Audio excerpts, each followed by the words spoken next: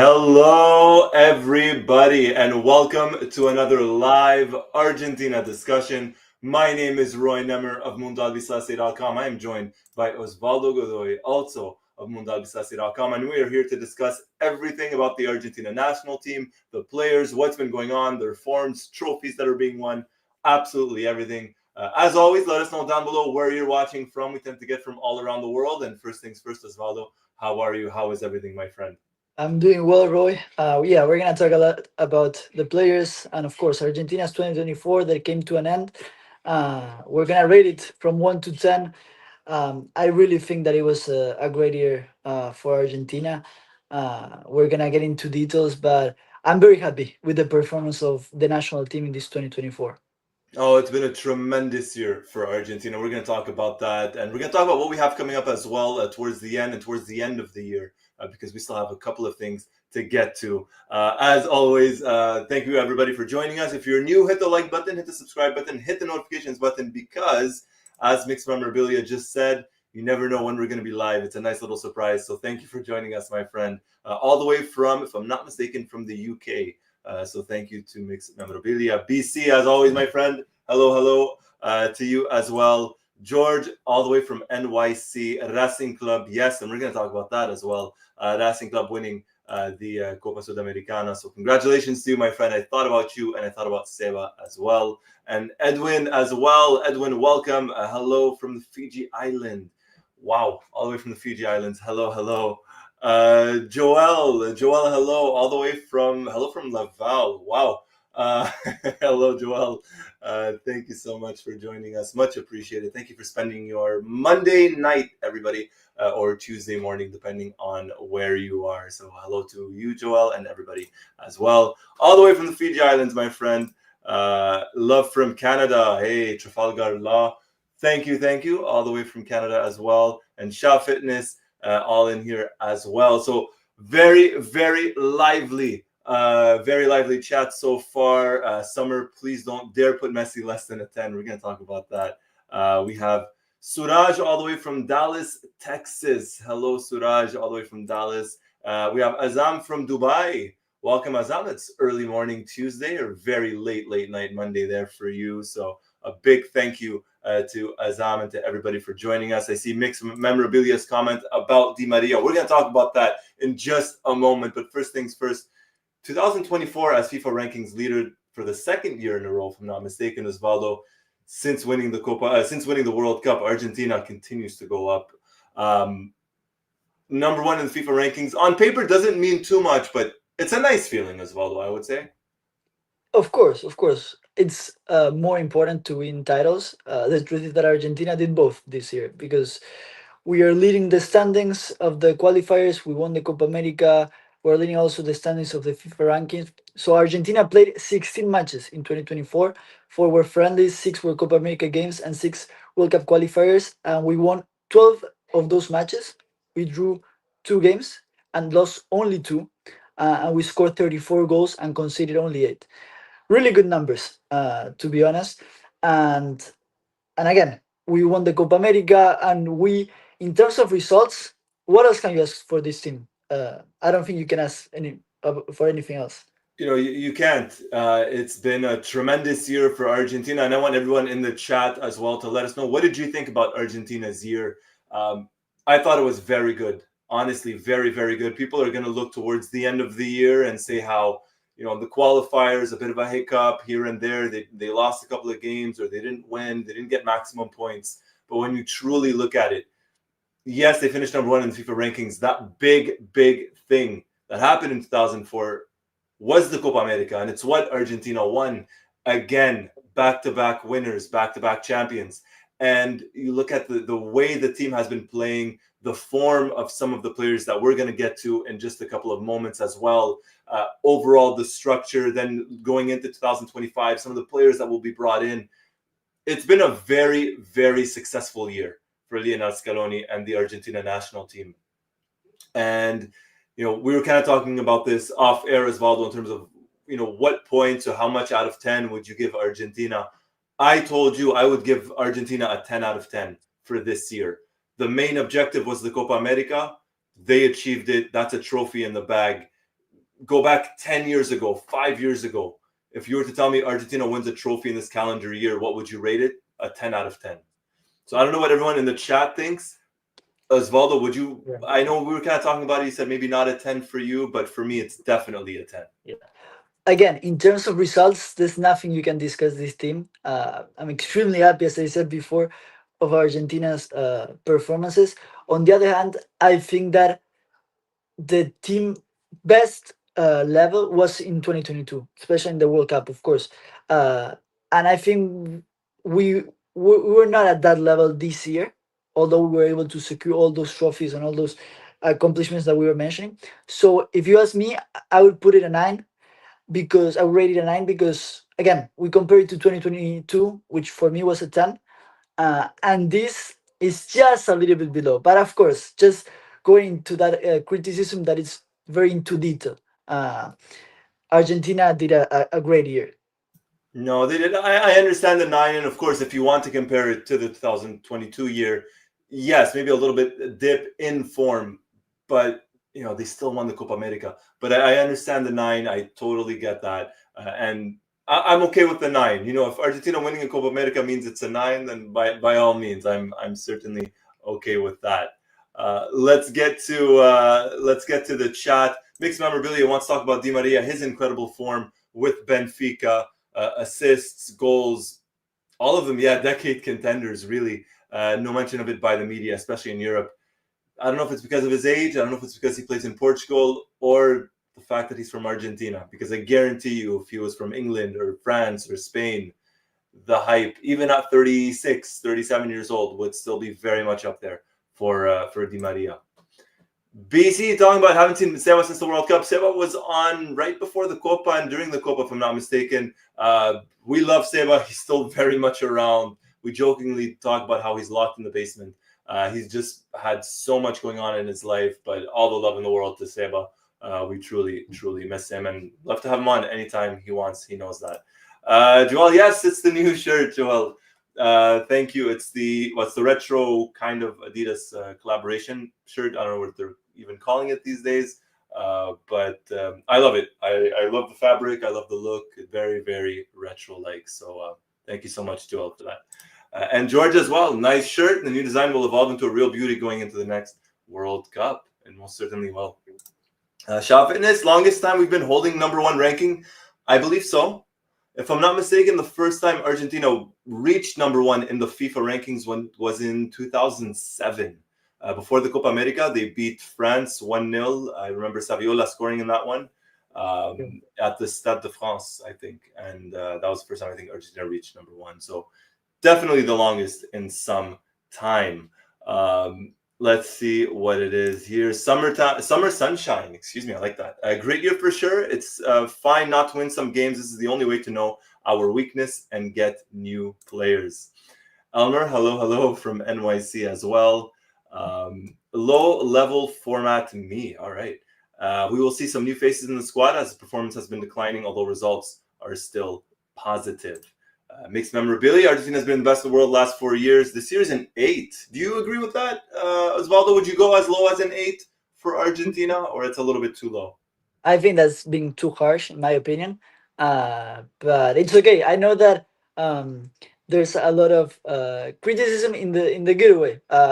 Usually tend to ask to teams like Argentina, Brazil, these kind of national teams. We always ask them more and more. But I think 8 is a little bit too much, to be honest. All right. If Osvaldo says 8 is too low, we're gonna have to say 8 is too low. But I respect that mixed memorabilia. Thank you for that so much. All right. Super proud of the team and the growth and the successes under Scaloni. Trafalgar saying the defense contributed so much in winning the Copa America. That makes it extra special. Obviously, great attack, but even when they didn't gel, the defense saved it. And I think that's very fair to say as well. I think that back line, the duo of Cuti Romero and Lisandro Martinez, of course, Debo as well, saved Argentina. There were some games, especially in that final, nothing was getting through them. Nothing at all. So good. Shaw Fitness, good year, 8.5 with the Copa America win and Di Maria's national team career. Mixed memorabilia saying correcting it. He's going to go with the 9 as well. And Keanu Ruiz, I love that name. I always say it. I would give a 10-10 easily, especially winning the final without Messi for the most of it. That's also a big plus.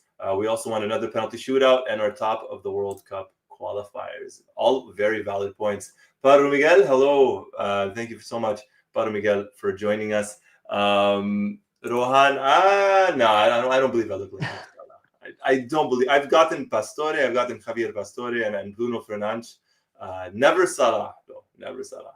And Bruno Fernandez is a good one. Huh?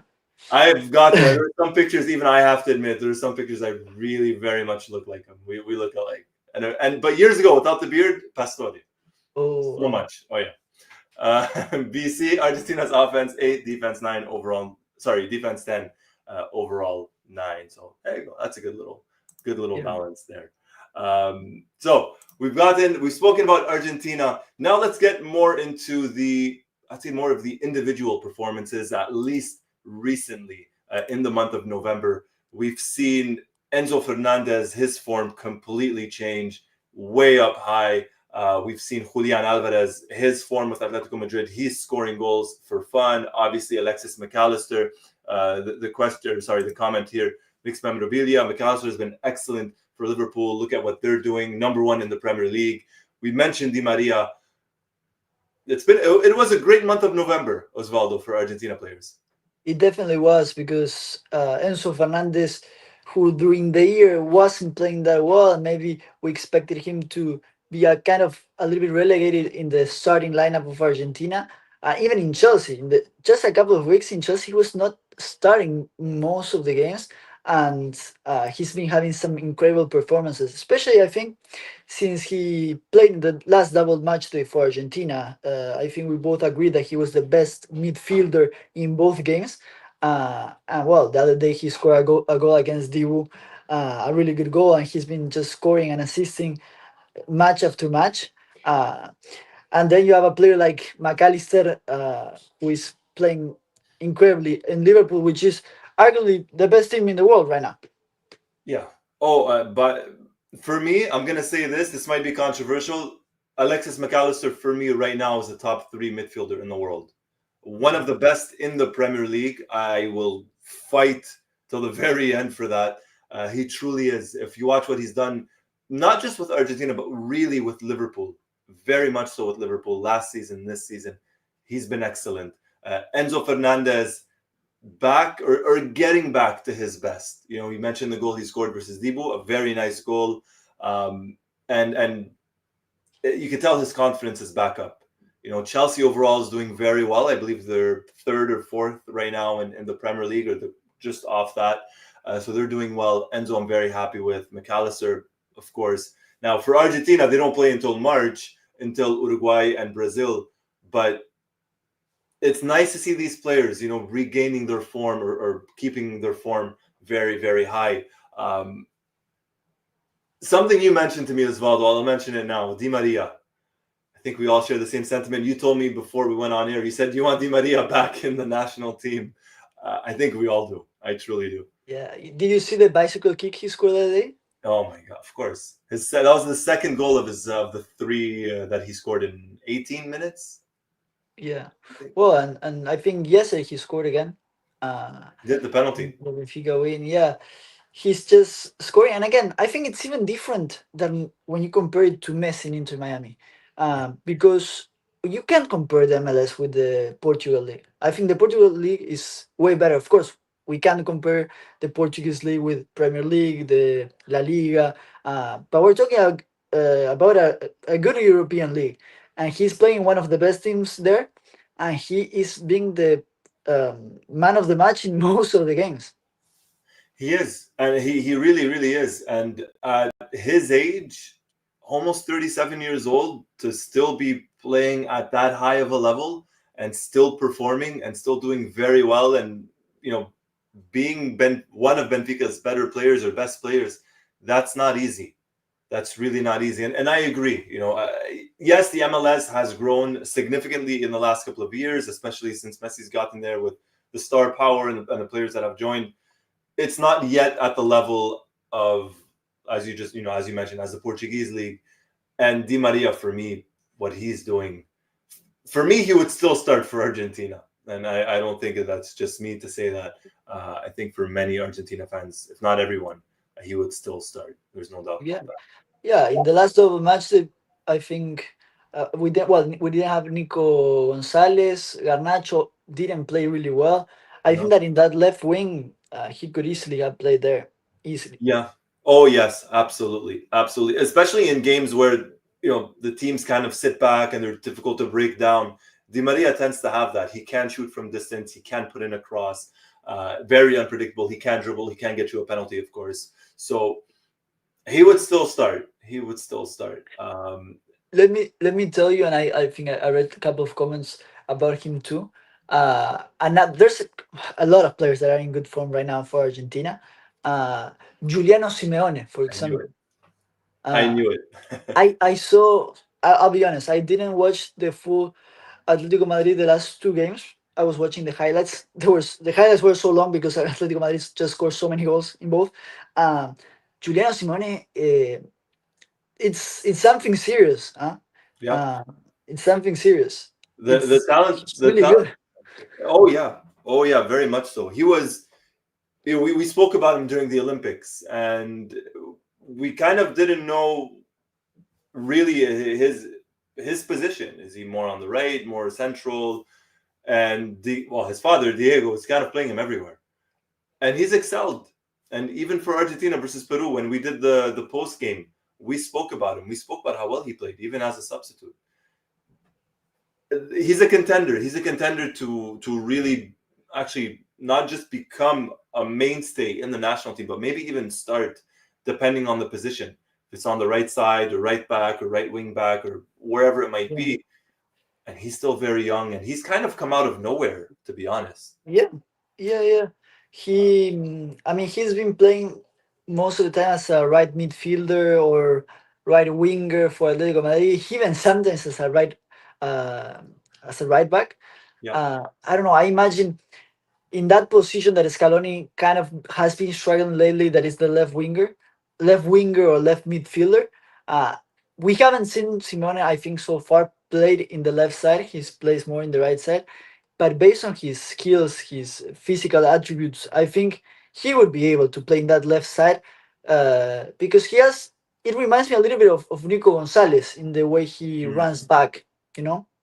The way he tracks back. Yeah, and I believe you mentioned it once as well. If we could get him kind of copy Nico Gonzalez on the right side, that's a perfect player for us because Nico Gonzalez does track back on the left wing.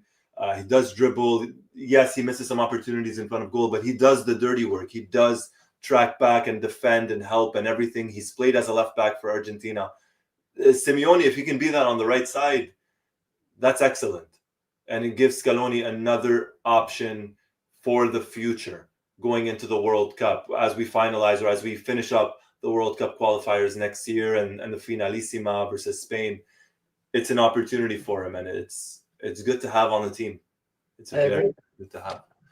Uh, let's continue on with with the chat here. See what everyone is talking about. Rohan saying Enzo McAllister, Julian De Paul all become OPs in Argentina. Don't play till March. I'm okay with that. Let them keep growing. Let's see. Shah Fitness, I agree with Roy. McAllister is up there. Three in the top three in the world. Just hope he is injury free. Paro Miguel, Alexis, football doctor, McAllister, mixed memorabilia. McAllister is top two, Ento top five, DePaul for Argentina top one, but club form, he's been hit or miss. DePaul. Let's be honest. For Atletico Madrid, he's really been hit or miss depending on the games, but he's still very good. Um, let's see what else we got. Yeah, mixed memorabilia. Di Maria should come back for the Finalissima. Sign me up, my friend. Sign me up. Trafalgar, Di Maria's assists are on fire. His crosses are good. Couple assists ruled offside too. I gotta watch more of Benfica these days. I'm just catching the highlights. I gotta watch more full games. Paro Miguel Fideo is Benfica's best player. Hello, Shaikh Abdullah and Naim from Bangladesh. Love you guys. Love you. Thanks for joining, my friend. Almer Di Maria has always been the difference maker, only second to Messi. Argentina is missing his leadership and skills. We're getting some players growing into that, though. We really are. Chafargal, yeah, Molina's important goal versus PSG. Shah Fitness, all right. All right. Angel Correa can still be Argentina's super sub. He's a machine who never stops running. We need a player like Correa in the last quarter of a match to cause havoc to opposition's defense. I'm a fan of his.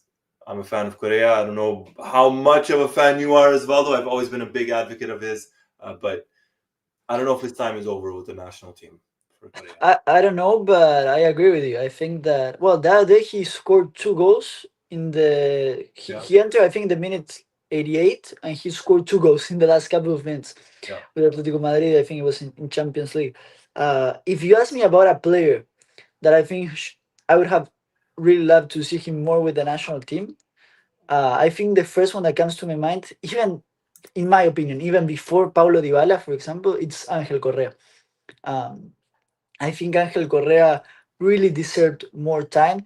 Maybe he was unlucky that he was in an era where there are a lot of Argentinians, great players in that with that style or in that position. But what a player! Every time, even in Atletico Madrid, every time he never started really, but every time he comes off the bench, he does an incredible job. He's been, yeah, he really has, and he scored some big goals. I believe his last three goals or last four goals for Atletico Madrid have come in like the 90th minute, and they've either been match winners or it's been a goal that's gotten them at least 1 point. He's been a difference maker for sure. Unlucky with the national team, I definitely think so, and I do agree with that. Um, I'm happy for him. He was able to win the World Cup, won the Copa America in 2021, so at least he has something to his name with the national team. Uh, Paro Miguel Simeone's rapid that he is. Um, this is an interesting take, and this is one I've seen a lot. Commented on the Mundo Albiceleste website, commented on X, on Facebook. People want to see whether it's Palacios or someone else start ahead of Rodrigo De Paul with the national team. What do you guys think about that? And Osvaldo, what do you think about that? Would you ever drop De Paul despite his form right now with the national team? If it was a moment, if there was a moment to do that, I think it was maybe during the Copa America where Leverkusen was playing really well. Palacios was a good player there, and maybe De Paul was not playing that well. If Scaloni didn't do it back then, I find it very hard for him to do it now. Yeah. He even prefers most of the times Lo Celso over Palacios. Um, yeah, if you ask me, I would like to see Palacios more. He's been playing well, but I don't know what else he has to do to really be a starter, or at least have more minutes from the bench for Scaloni. That's true. Yeah, that is very true. I don't know about Palacio. I like him and I want to give him more chances with the national team, but it's a matter of who do you take out, and that's the problem. De Paul has really been the heartbeat for the national team for, I mean, essentially since Scaloni took over. So you can't just drop De Paul like that. As you mentioned, if it didn't happen during the Copa, I don't know if it's going to happen now. McAllister, Enzo both appear to be untouchables with the national team in midfield, understandably so, and so does De Paul. So I don't know what more Palacios has to do to at least get more minutes as a substitute with the national team. I also think Palacios has a similar characteristics to Enzo and to McAllister, and maybe uh, in Scaloni's mind, I'm just thinking maybe he would be a good replacement for one of those two, because the role that Rodrigo De Paul has in this team of running and the way he defends, I don't think Palacios could do that. So maybe in Scaloni's mind is either Palacios, Enzo, or McAllister for those two positions. It's true. I got to side with you on that one as well. I got to side with you on that. Who knows how the team is going to look like next year? Next year is going to be a big year. It's the last full one before the World Cup in 2026. Who knows how some of the forms is going to look like from now until March? A lot can happen. Uh, knock on wood, you could get injuries, you could get suspensions, you could get a lot of stuff. But for now, I don't know. It doesn't look like Palacios will be starting or will be maybe even getting much minutes with Argentina. Yeah, we start strong in the qualifiers in March. Huh? We play Uruguay and we play Brazil. Yeah. Uh, we'll see how the team looks like, but I'm sure it has to be a good and solid one. Uruguay and Montevideo, Brazil, you would like to think presumably at the Monumental. It's not going to be easy. Those are going to be the two big games for Argentina. John, good morning, John, all the way from Malaysia. John, McAllister has been one of the main reasons why Liverpool are leading in the Premier League. Good to see Enzo speaking again. We haven't seen this version of him for 2 years, ironically, very much. And it's something I thought about. Like November, December 2022, Julian's form was obviously still rising and was doing very well. And same for Enzo, and we're kind of getting that again. We're very happy for them both. Another one, keen to see, Manchester United's new coach, how he's going to do or how he's going to work with Garnacho and Lisandro. A bit of concern with Licha considering he was Ten Hag's guy. So eager to see how things turn out for him. I think I think Lisandro will be fine. Garnacho is probably going to have to step it up now because he's going to have to impress the new coach. He did well midweek last week, scored a goal, was a substitute in the last game over the weekend, but he has some competition for Garnacho, and it's a good thing. It's good to have. Something that surprised me that day about Manchester United. I don't know if you saw it, Roy. At some point in the second half, I think Maguire entered, and I think it was Licha Martinez and Maguire. And instead of what you would think, okay, Licha Martinez playing as a left center back and Maguire as a right center back because one is lefty and that one is righty, they were the other way around, and that surprised me so much. I never seen something like that. I don't know if someone in the chat pay attention to that, but it was just for the last couple of minutes, and United was already winning. But having Licha playing as a right center back was surprising for me. No, I didn't catch that. And funny enough, I watched the game, but the majority of it, I think I turned it off after 3-0. They won, they won 4-0, was it? I think I turned it off after 3-0, so I didn't catch that. It'll be interesting to see if he does it again. Very interesting. I don't know if it's part of his tactics to try and build up somehow from the back. I don't know. But if he does it again, I'll have to keep an eye out on that. Yeah. I mean, Licha Martinez is also used to play sometimes, even I think Defensa Justicia used to play a little bit as a defensive midfielder. So he's used to playing different positions. So I'm sure he will do well. Even as a left back, he has played in Manchester United. So yeah. Oh no, he's adapted. He can adapt. yeah. I think the only part of the pitch he hasn't played is right back, but that's pretty much it. Yeah. We love Licha. We really do. All right, let's continue. Mixed memorabilia saying changes are needed, but some delicate introductions. And hey, we got a couple of months until that happens. Rohan Enzo's form must have something to do with his divorce. He is separated from his wife. I know people kind of like to joke about that and say that's why his form went up. Look, it's his private life, it's his personal life. But I hope he's doing well off the field, and he's obviously doing well on the field as well. Now, another player who's been in very good form, he won club football's biggest prize, at least in South America, the Copa Libertadores. Thiago Almada with Botafogo. Congratulations to him, and he is getting some minutes with Argentina now. So another option. Yeah, it was him and Alexander Barbosa for Botafogo. Barbosa, who I heard that he's trying to nationalize Uruguayan, and maybe he will be called up for the next double match day, which one of the matches is against Argentina. Yeah. Because I think his mother or his dad, I don't remember, is Uruguayan. So yeah, interesting. Two Argentinian players that did really well in this Copa Libertadores. Even Botafogo are still close to winning the Brasileirao. That day they won a very important game before the Libertadores final, and they beat Palmeiras. And it was crazy for me how they were able to win this game even after receiving a red card in the first minute. Yeah, that was the most surprising part, was that they were able to still score the first goal, score the second goal, still do well. Afterwards, I think 2 minutes after the second minute or first minute, where they got red carded, they played good. Has been mentioned, Gabriel Milito, the coach on the other side. Congratulations for even making it that far as a coach. But Thiago Almada, there's a question here, Mickey D's. Welcome, Mickey D's, by the way, asking Almada as a future number 10. For me, it's Alexis. To be honest, I think once, and this is what I'm talking several years, hopefully down the line. But when we do need another number 10, I think it's going to be Alexis. But Almada's not a bad shout. And this move to Botafogo, the move to Brazil, we've said it before. He's playing in the best league in South America, in the Brazilian league. He's playing for, at least on paper, the best team in South America right now.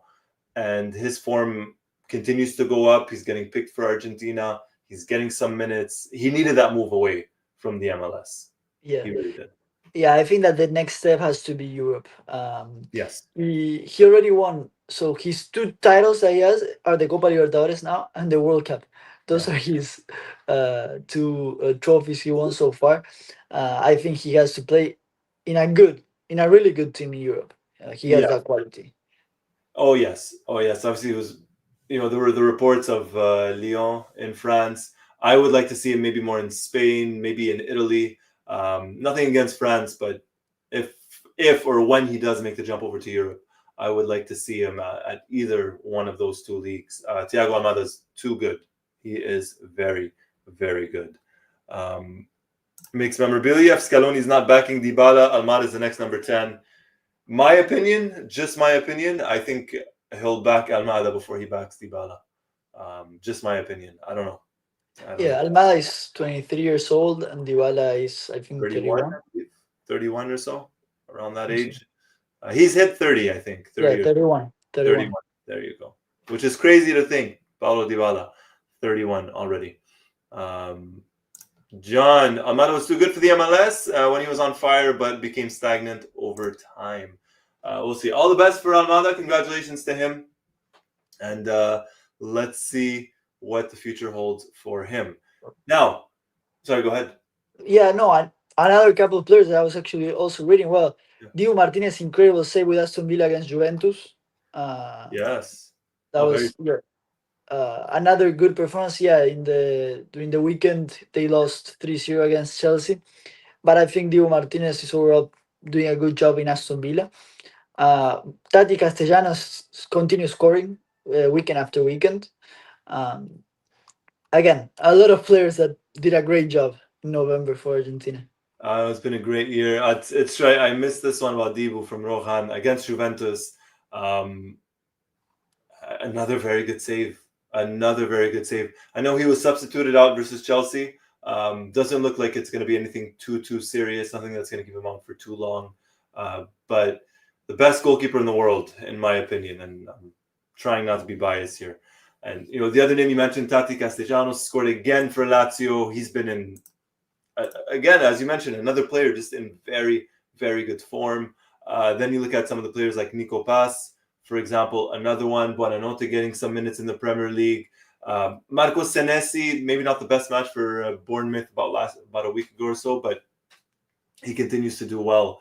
So Scaloni getting options, and he's going to have a lot of options going into March next year for the World Cup qualifiers. The players are performing. Players are very much performing. All right. Now, I mentioned the best goalkeeper in the world. Let's get really quickly to the best FIFA awards. Two things stand out, or maybe one thing in particular. No Lautaro Martinez nominated, which, in my opinion, just makes no sense. I don't get this. Lionel Messi nominated. Yes, super happy. No Lautaro for me is no. I don't get that. It doesn't really make sense why Lautaro is not there. I'm trying to see the other nominees. So I think it's there. It was like 10 nominees, right, to the award. Yes, the nominees Let me are. I check. have them here. I'm just pulling them. So we had Messi. We had Jude Bellingham, which for me was hype more than anything. If I'm being honest, Dani Carvajal. I'm all for defenders getting recognized, and Carvajal has been good for Madrid and Spain. Uh, Erling Haaland. Okay, I understand that the goals. Tony Cruz, Kylian Mbappe, Rodri, Fede Valverde. Over Lautaro for me, I don't understand. Vinicius, all right. Florian Wirtz and Lamine Yamal. Look, I understand a lot of them, but no one in the world can convince me and no disrespect to anyone, but no one can convince me that Valverde had a better year than Lautaro Martinez. No one can convince me that Kylian Mbappe had a better year than Lautaro Martinez. I am sorry. No, even Mbappe. It's Yeah. no. No, and Florian Wirtz, you say also. Yeah, yeah. I mean, Tony Cross. Yeah, I know that he said goodbye to Real Madrid and everything, but uh, yeah, I think even Lautaro Martinez it's over Messi. I would say in this Honestly, consideration. yes. As yes, if we're being completely honest, who had a better year between Messi and Lautaro? It's Lautaro. It really was. Uh, and we're saying this as Argentina fans. Lautaro had a better year than Messi. Yeah, I'm Lautaro trying to had see. There's not a single problem from the Syria. no. It's all well, Real Madrid, Carvajal, Vinicius, Real Madrid, Bellingham, Real Madrid. Well, Mbappe now Real Madrid. It's kind of all Real Madrid, to be honest. Yeah, it is. It is. Look, I understand Lamine Yamal, for example, and by the way, I believe he's the youngest player ever to be nominated for this, and the kid's brilliant, and he absolutely deserves to get nominated. And I'm not just saying this as a Barcelona fan. So congrats to him for sure. Florian Wirtz, I understand why, sure. But Vinicius, Valverde, Mbappe, Cruz, Carvajal, Bellingham, you have six Madrid players. Not, I'm sorry, not all of them deserve to be there. Lautaro, for me, miles or kilometers, that doesn't matter what you want to use, ahead of Bellingham. But I think, as you mentioned, no Serie A players. I think the fact that he's playing in Italy, which is not the most popular league in the world, did not help him. But Because, of it's yeah, it's still a huge league with a lot of history, with a lot of course, clubs with a lot of history. He plays as the number 10. He's captain of Inter. Again, a club with a lot of history. yeah, He won the Copa America. He was the top goal scorer in the Copa America. I mean, we already talked about this a little bit when it was the Ballon d'Or. yeah. But yeah, it makes zero sense. It doesn't make any sense whatsoever to me. Whatsoever. If you swap his individual performance, his individual season with anyone else on that list, that anyone else on that list makes it. But because it's Lautaro, he doesn't. And I'm going to bring in, this is an excellent comment here from Joel. Joel saying, Serie A underrated. It is. There's some very good players in Serie A. It's not the most popular league, not the most attractive league on the eye in terms of the presentation, but there's still some very good players there. And Lautaro, in my opinion, is the best player there. And if he's not in the top 10, especially with the season he had, that's an odd one for me. That's an Yeah. odd one. Let's take a look at some more comments here. BC, absolutely. Lautaro, more deserving than Messi, honestly. Yes, yes. No disagreement from us. Paro Miguel, no, Lautaro was a crime, to travesty. BC agreeing with us. Mixed memorabilia. Lautaro was totally wrong at the Ballon d'Or. And again, here, look at, Post of Always Euro place with Lautaro. El Toro should be number one. Not over Lautaro. This is where I'll disagree. Valverde with Uruguay, or Valverde in general, over Lautaro is where I disagree. That's just me. That's just me. Um, let's see. So a lot of people, if not everybody, tends to agree with that. Lautaro, very much, very much deserving to be on that list, but he's not. Now, one last thing, I suppose, before we wrap things up. Copa Sudamericana, Racing, congratulations to them. We have some Racing fans here, Racing fans in the Mundo Albiceleste family. Congratulations to them. It's always nice to see an Argentine club do well, at least from our point of view. Depending, I know for you, Osvaldo, if it was River Plate, maybe not as much. But for Racing, congrats to them. Yeah, no, for Racing, I think it's okay, and also they haven't won a trophy like this, and this is not mocking them, of course. It's they haven't won a trophy in a long time, and just seeing how all the fans were crazy about it, and the atmosphere in the stadium, and it's also against a Brazilian team, Yeah. so it was incredible, and a well-deserved champions they were. Yeah, 3-0 versus Cruzeiro. Or sorry, 3-1, excuse me. 3-1 versus Cruzeiro. Um, Congrats to them. I was obviously rooting for Racing. I know Seba was very happy about that. So congratulations to them. It's always nice. I don't have the exact tally, but I think Argentine clubs, I think, are just ahead of Brazilian clubs when it comes to trophies. I'll have to double check. For some Yeah. reason, I could be very off. What I have here is that, well, Racing is now one of the 8 teams to win both the Copa Libertadores and Copa Sudamericana. Wow. The full list includes River Plate, Boca Juniors, Independiente, San Lorenzo, well, now Racing, so the five biggest teams in Argentina, and Yeah. then Liga de Quito, Internacional, and Sao Paulo. Wow. I'm surprised Estudiantes La Plata never won Sudamericana. No, no, they won four That's surprising. Libertadores, but no, I don't think they won a Sudamericana. No, that's surprising, especially when you consider their history. But very surprising on that. There you go. So congratulations to Racing. Very much Yeah, congratulations. and also in this Copa Sudamericana, Racing scored 33 goals, setting a new record for the tournament. The previous record was of 28 goals, and it was shared by Colo Colo in 2006, Peñarol in 2021, and Fortaleza in 2023. So, again, they scored a lot of goals, and they were well-deserved champions. No, no, congrats. Of course. It's one. I was kind of. I mean, I tend to try and follow as much as I can when it comes to Sudamericana. Obviously, follow the Libertadores, but I was happy. I'll be honest for Racing, for their fans, as you mentioned, they haven't won trophy in some time. So congratulations to them. Para Miguel, Racing has some ballers that they most certainly do. Let's take a look really quickly before we close things up here. When it comes to tonight's live or today's live, depending on where you're watching, Trafalgar Finalissima is going to be more expensive to go to than the World Cup. I don't know if I should just save for the World Cup and script a great Finalissima fixture. We don't know exactly where it's going to be yet. I don't think it's been confirmed just yet. But it's gonna, if it's in the United States, it's going to be super expensive. You could bet your bottom dollar on that. Um, let's see, John. Serie A hasn't been the best in a long time since money in football started to move towards Spain in the 2000s and England in the 2010 and onwards.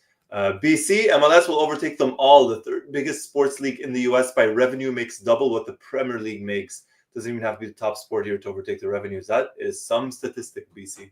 I was not aware. It's the part of it is the Messi effect. Part of it is the marketing machine that is the United States. There's been rumors of Inter Miami potentially getting James Rodriguez. If they get him, you're adding a big Colombian contingency in Miami and Florida and the United States in general. That's going to bring more eyes to the league and to the team. So, Yeah. wow. Inter Miami building their new stadium. They hope to have them ready for Yeah. 2026. This stadium is gonna be Miami. The one they have right now, it's in Florida. It's gonna be a little bit bigger. I still think it's not as big as a stadium to watch Messi and company.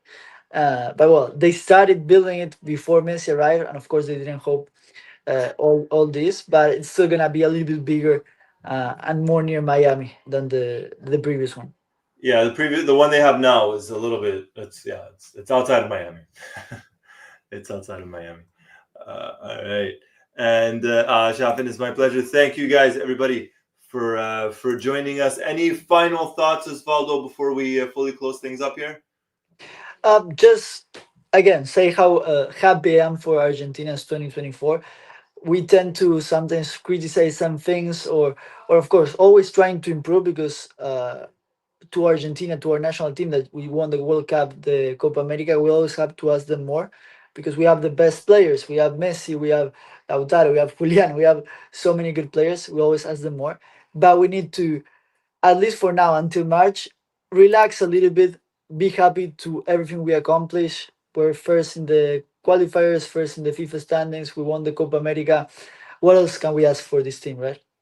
Very true. Yeah, we can be very demanding, and after even after 28 years without the World Cup, or sorry, 20 years without a trophy, we're still very demanding. Still very, very demanding. From 1993 up until 2021, we won the Copa America, we won the World Cup, we won the Finalissima, we won the World Cup so much, and we're still demanding. We got to relax. We got to enjoy it. We got to enjoy the moment. Very much so. One last thing I wanted to mention, as we are beginning to close out 2024, the year, we're going to be doing some videos. We're going to be uploading some videos, either live, we're going to be doing more live discussions, or a separate, the top 10 Argentina moments of the year. We're going to be doing that. So let us know in the comments. What are your some top 10 moments? Let us know. They might make the list, but that's something that's coming up. We got a lot of stuff coming as well. Yes, Trafalgar, stay hydrated, everyone. Happy holidays. Drink a lot of water. A lot of water. I'm trying to drink a lot. And just in general, be safe, everybody. Much love. Hit the like button if you haven't already. Hit the subscribe button if you haven't already. And hit the notifications button to be the first person notified as soon as a new video drops. As always, and once more, my name is Roy Nemer of Mundo Albiceleste.com, joined by Osvaldo Godoy of Mundo Albiceleste.com. Until next time, take care, everybody. Bye.